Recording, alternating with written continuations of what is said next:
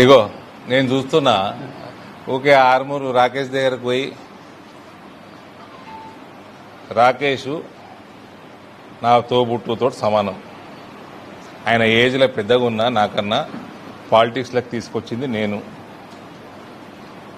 MLA అయిండు. MLA అయినప్పుడు రాకేష్ గారికి ఓపెన్గా నేను సలహా ఇస్తున్నా.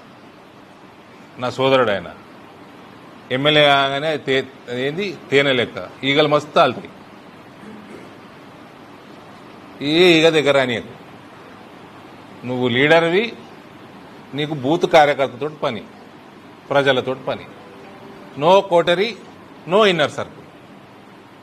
నాకు ఇది కావాలి, నాకు అది కావాలి, నా కోటరీ, ఇది ఎంపీ కోటరీ.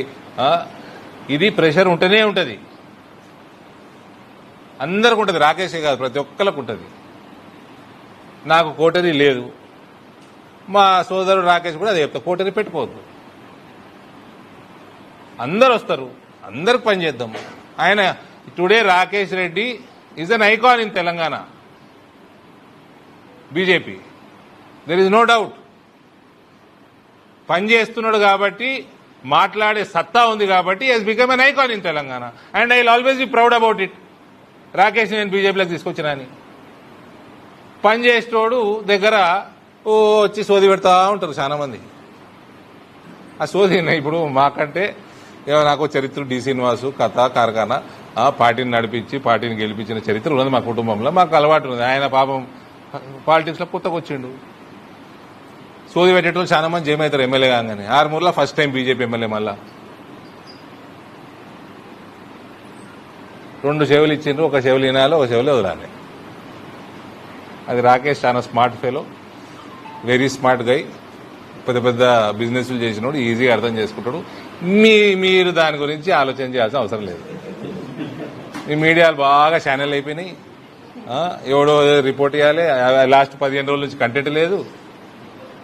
రాకేష్ రెడ్డి మధ్యలో, అరవింద్ మధ్యలో, లక్ష్మణ్ అరవింద్ మధ్యలో, ఈటల సంజయ్ మధ్యలో, కిషన్ రెడ్డికి ఇంకోల మధ్యలో ఏమి గ్రూపులు లేవండి. చిన్న చిన్న సమస్యలు ప్రతి పార్టీలు ఉంటాయి, మీ ఛానల్లో కూడా ఉంటాయి. చెప్పాలనా? అన్ని ఛానళ్ళ చరిత్ర తెలుసు నాకు. అన్ని ఛానళ్ళలో ఏమేమి ఉన్నాయి అన్నీ తెలుసు రాజకీయాల్లో. ఎందుకు రాయలేనా? నేను రాస్తున్నా అంటే పెద్ద పెద్ద పేపర్ల కంటే ఎక్కువ ఉంది సబ్స్క్రిప్షన్ నాకు. రాయమంటావా?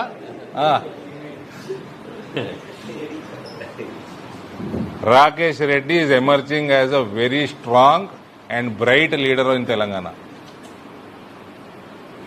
ఏమైనా ఉంటే మేమేం మాట్లాడుకుంటాం.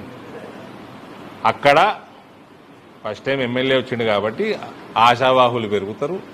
పాత వాళ్ళని కొత్త వాళ్ళని బ్యాలెన్స్ చేయగలిగినంత ఆయన చేస్తున్నాడు. చేయలేనిది మేము చేస్తాం. అది మా ఇద్దరి మధ్యలో సమస్య.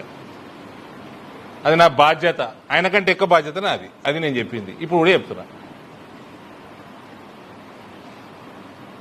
Armoor is a strong assembly segment for BJP. 2019 poll percentage for BJP was highest. Even in 2024, poll percentage is highest. మా దినేష్ 45